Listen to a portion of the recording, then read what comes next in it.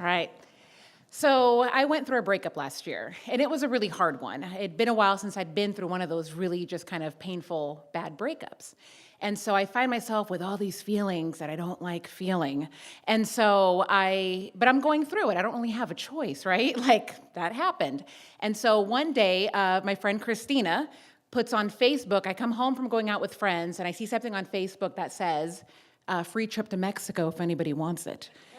And within like 30 seconds, I'm like, are you serious? And so she had a free room that she was unable to use and just kind of put it out to the world if anybody wants it or needs it. And I needed it. So I find myself now getting ready for a trip to Puerto Vallarta in 2.5 weeks. And in the world of when you're trying not to deal with feelings, like this is perfect because I'm planning Puerto Vallarta and I'm gonna go paddleboarding and I'm gonna do all these amazing things that are gonna keep myself busy, right? And so part of getting ready for Mexico is that I start going to the gym a lot. And so a week before my trip, I break my foot at the gym. And so I find myself going to urgent care.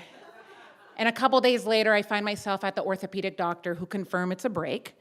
And the first thing out of my mouth is Mexico, and they don't even know what I'm talking about. And so both doctors kind of look at me and say, like, I don't think you're gonna go to Mexico. And I'm not gonna tell them what just happened, but that I'm going and I need you to help facilitate this trip for me because I'm gonna go regardless. And so I remember the doctors were like, okay, and they were very focused on, I was put in a walking boot, so I didn't need surgery, the break wasn't that bad, and they were really focused on not getting sand in your boot. Like that was the reason that would keep me from Mexico. You can't get sand in your boot, and I'm like, I'll be fine. And so literally 1 week later from the break, me and crutches showed up in Puerto Vallarta, and against doctor's orders, and when I got off the plane, I realized that the doctor maybe knew what they were talking about because my foot really hurt. And I also was like on heavy duty aspirin because they didn't want me to get a blood clot on the plane. And so I wasn't able to elevate my foot and the pressure, and I show up, what was supposed to be like my big solo trip because I went by myself to Mexico. And I show up and I had been like looking forward to this trip and I poured like all my energy into this trip. And I land and I'm in this beautiful paradise, but like I'm in pain. Like my foot hurts, my heart hurts. And even though the doctor and friends were like, you're not still gonna go, are you? And all these people were telling me this was a bad idea. And I go anyway, and I show up and I have that moment of, this was a really bad idea. Because I'm by myself, I'm still on crutches. I got the walking boot that goes like right to the knee. And so I land and this was in November, and so I get whisked away to this amazing resort that I was staying at for a few days. And instead of like being so excited about this trip like I had been, like I'm feeling sad. And I'm like, this sucks. And I'm just seeing all these people and they're happy and I'm not. And it was a happy hour all day because it was a day of the week. And so I had like an even number of margaritas. And I don't even know how many I had, but it was an even number because it was 2 for 1. And I find myself like, I'm having sad margaritas on the beach and I'm feeling sorry for myself and why didn't that work out and my foot's broken and this sucks. And I eventually got myself together and hobble up to my room and I wake up the next day. And I have one of those moments of just kind of like just clarity of, okay, I'm in Mexico and I didn't buy travel insurance and so I'm stuck here for a few days. And so how is this gonna go? Like, is this the trip that I'm seriously gonna feel sorry for myself, even though I'm in this beautiful place? Like, how lucky am I that I got to go to Mexico in a 2.5 weeks notice? Like, is this how this trip is gonna go? Because it's going. Or am I going to try to make the best of it? And so I literally just had this moment where I was like, it's time to make a choice. And so I'm like, no more sad margaritas, we're going happy margaritas. And so for the next few days, I found myself really trying to just kind of like unfuck myself. Like that breakup kind of did a number on me. And so every day I'm hobbling to the beach in my boot and I got to know all the staff that worked there and they were so good to me. And like every time they would bring me a fresh drink, they'd bring me a bag of ice and everybody took care of me. And so it just was like an every day just got a little bit better, a little bit better. And the other thing that happened is that typically I like to keep myself busy So all these like running and hikes and paddleboarding I was gonna do, like I couldn't do. I had to really just sit there and just kind of sit with everything. And so one of the other things that I found myself doing, because I was limited in mobility, was I started attending a bunch of timeshare presentations. And so I had nothing else to do. So I'm having breakfast and lunch, and I never done a timeshare presentation before.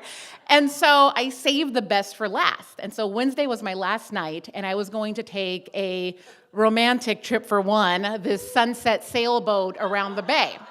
And so I hobble over to the marina in my boot, and I get on this boat, which was, again, part of the timeshare, and I got just, it was free drinks and free appetizers, and I met this couple on the boat, Sergio and Rob, who were from DC. And so we, of course, just become like instant best friends, and I spend the next 3 hours with them kind of going through the bay and watching the sunset, and I, again, am like, wow, like, what an incredible best night for this trip. Like, this can't get any better, and I'm feeling so, so lucky.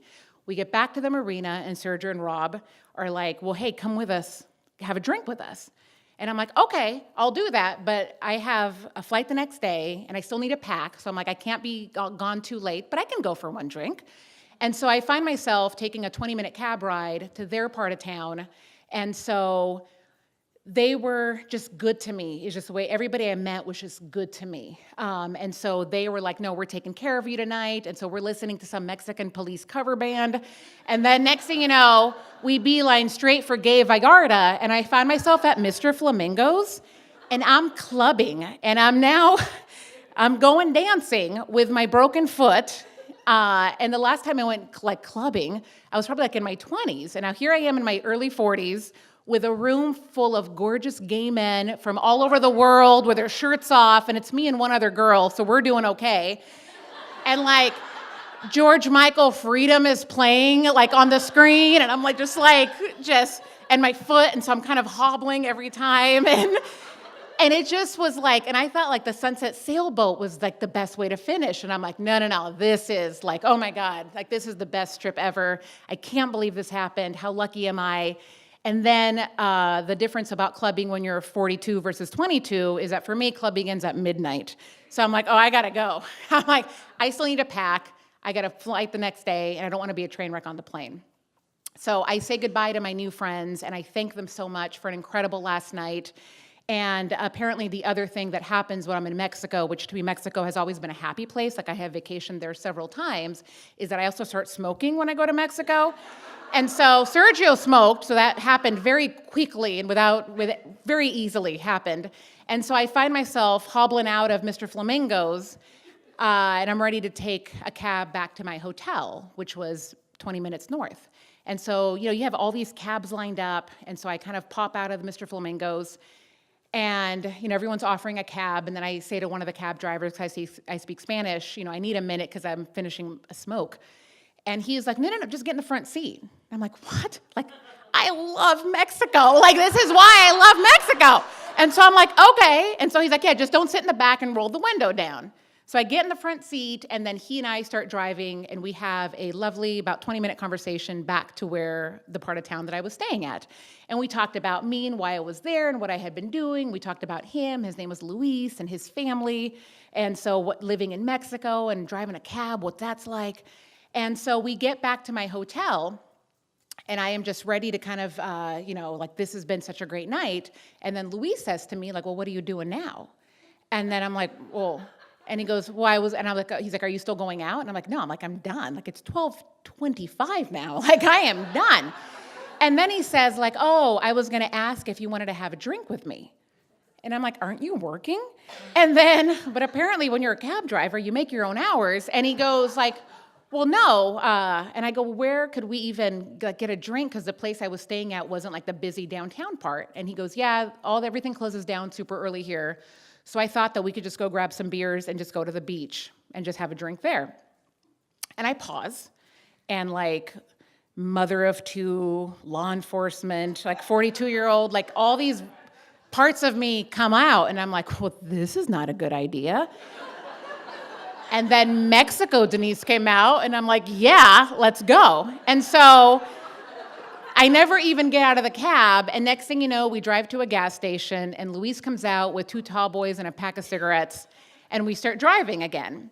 And then we moved away from the busy highway that I had become very familiar with over the last few days, and now we're in some dark street with like no signs, and I can't see anything.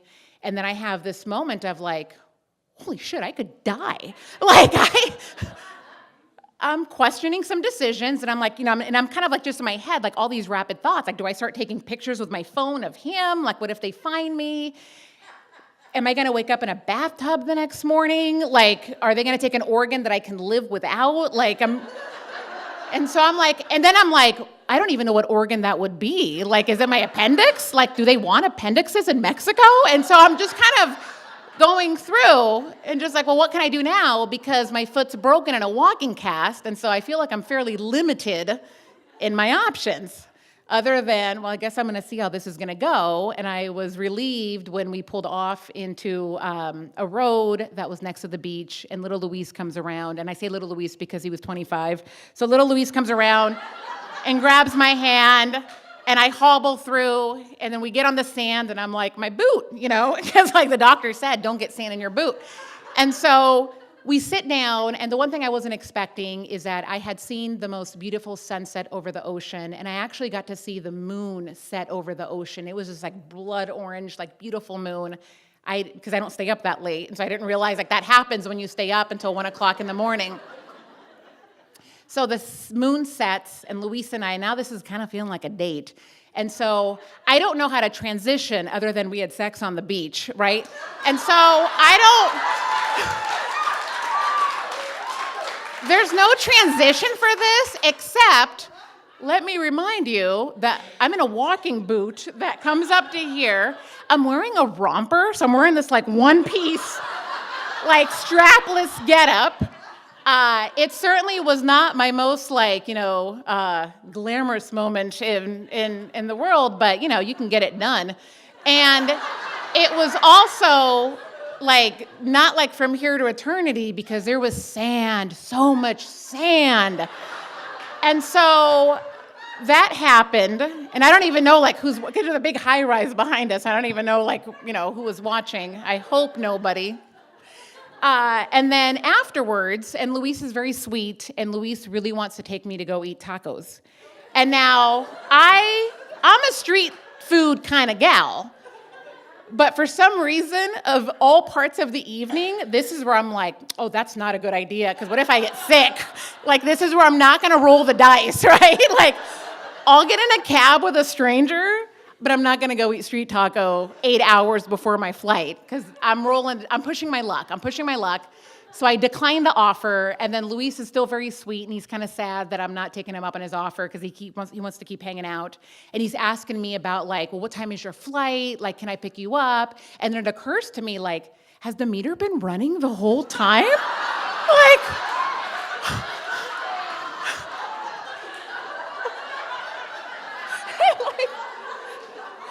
I am really happy to say, you guys, that it was not running, and I did not pay for that cab trip. Because I'm like, is he asking me because he wants a job, or is he my Mexican boyfriend now? I can't tell why he's asking me. So I decline. I'm just I feel like when you just peak, and I'm like, this cannot get any better. And I tell him, I got a flight the next morning. I still have to pack. I can't be a train wreck.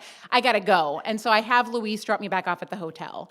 And so, like I said, I had gotten to know everybody that worked at the hotel over the last couple of days that I was there. And so the doormen were a little bit surprised when I roll out of a cab, and I get out of the front seat with a smoke 8 hours later from when they first saw me leave to go sunset sailing. And so I have sand in my hair. And it was one of those moments where it kind of felt like this is where a walk of shame would occur. But there was no shame. I roll out of the cab with a smoke in hand. I got just sand just coming out of me everywhere.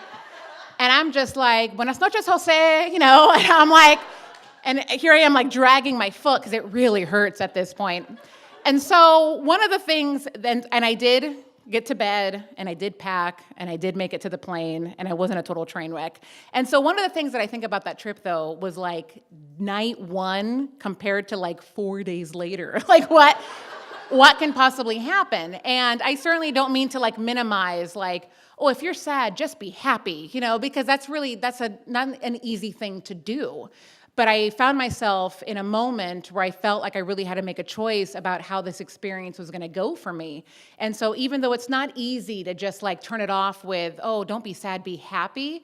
But I got to tell you, when you're like in Mexico with like double amount of margaritas, it's a lot easy to get there. So.